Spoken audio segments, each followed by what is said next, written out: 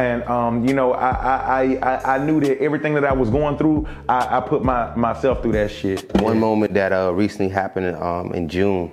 Yeah. Duval went on and posted a picture of you. It's a popular picture. I've seen this picture of you before. Another example, and this is what he went on to write. Another example of why it's hard for me to listen to people. I've been through a lot of stories. If you've been following me for a while, you know this nigga through me or 50 Cent. But most don't know he went fully blind in his good eye last year. And in that year, he was in a really fucked up mentality and financially even homeless. Oh yeah, got a divorce too, but never asked me for shit and never looked for sympathy. Shit, I had to make him take money from me. But through doctors and mostly God, he can see again, well in one eye. But the moral of the story is, you got a lot to be smiling for. Stop crying in your sorrow before he give you something to really cry about. In the picture, Jack Thriller. Yeah. Like, how did you feel? Was that? I wasn't ready. I wasn't ready for him to post that up to the point, because I didn't know how people was gonna feel. Because like I said, like he said inside that post, I didn't want nobody feeling sorry for me. If anything, I wanted you to grow. I wanted you to grow from my story and just realize, like he said, you got a lot to be smiling for. You got your sight, you got your legs, you got your hands, you can move. If you got somewhere to stay, you good. If you got love, people that fuck with you and shit, you doing good. What the fuck you doing? Yeah. Asking people for shit and and depending on somebody to put you on. And you know, I knew that everything that I was going through, I put myself through that shit.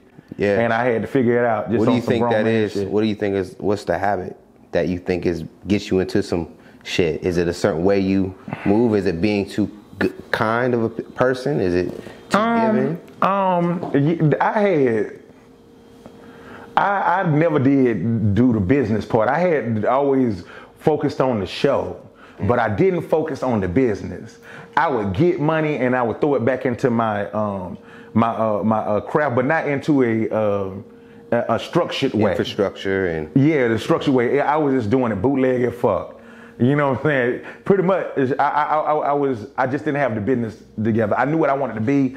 I had a business license and all that other shit and but I just was never really great with money. And I would get large sums of money from being Jack Thriller, from people paying me to interview them, to every now and then comedy shows. I'm getting $5,000 for this and $5,000 for that, and the host this and the host that and But I had expensive tastes and shit, and I would do things. I would buy fucking expensive jackets, them Beat It jackets, tailored Michael Jackson Beat It jackets that I had that were one of ones, things like that. I had a real bad problem with the ladies too. I wanted to get popping the fuck. I wanted to get popping to get a whole bunch of bitches. I wanted to be the goddamn Flavor Flav of the Flavor of Love and to be in a house with a bunch of women, all competing for my affection. Was this in New York when things kind of hit rock bottom? Hell, yeah, this was everything that happened in New York that was Jack Thriller related. And then in the post, you kind of just alluded to that, like being homeless. That was out here? Yep, it was out here. Yeah, I had got married and stuff, and I lost this apartment through that was inside my family that we didn't renew. They wouldn't fly back up to renew a lease and stuff because it was my uncle that owned the place. He was mentally ill and shit. This place that I had inherited, a dope ass apartment, and my wife left me because I was losing her apartment and you know, this things just started spiraling out of control. I was up there going to court trying to fight to keep it and whatnot, and it was a very expensive trial. And you still had to be Jack Thriller. And I still had to be Jack Thriller. Still had to do interviews. Still had to go to comedy shows and I moved like 5 times. When I say I was homeless, I wasn't on the streets. I was just sleeping from couch to couch and Yeah. And my wife was not trying to do that shit. Yeah. You know, she had said some shit like, "Hey, I'm finna go home with my mama and whatnot, and you go get your shit together, then you come back and get me." Yeah. I said, if I get my shit together, what the fuck I need you for? I'm about to be living single like Queen Latifah. I'm out this bitch. You know what I'm saying? So we end up, I went to go do a comedy show in Cleveland.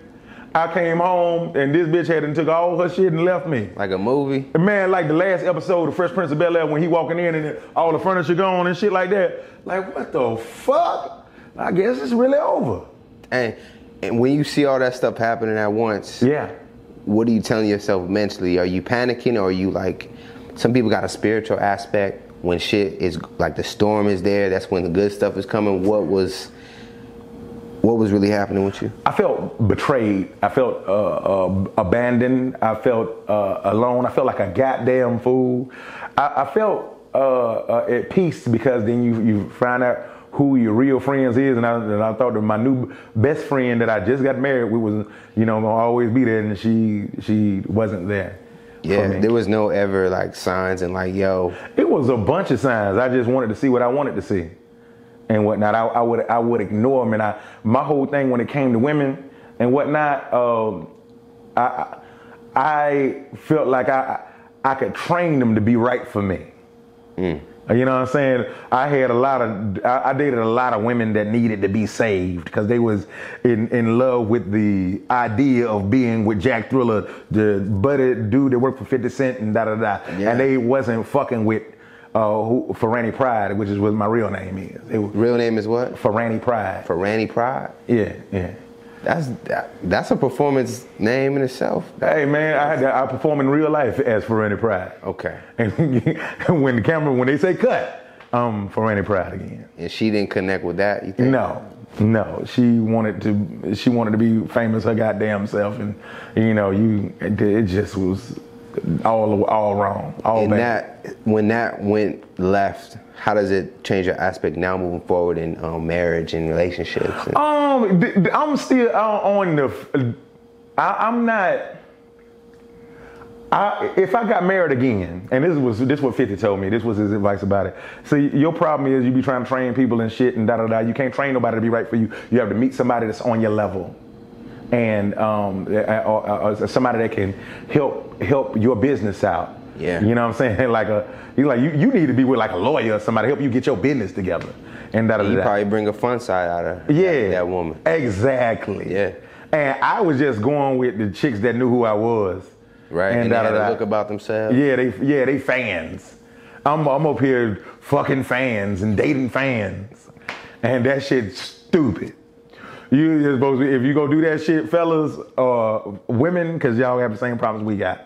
Just fuck them and keep it moving, and you find you somebody that ain't doing the same thing that you doing, unless they doing it on the level that you're doing it on and making their own money and doing their own thing, or else you will be goddamn saving someone, and save yourself. First thing they tell you when you're on a plane, and goddamn, if in a case of emergency, put that shit over your face, because if you can't help yourself, how you gonna help somebody else?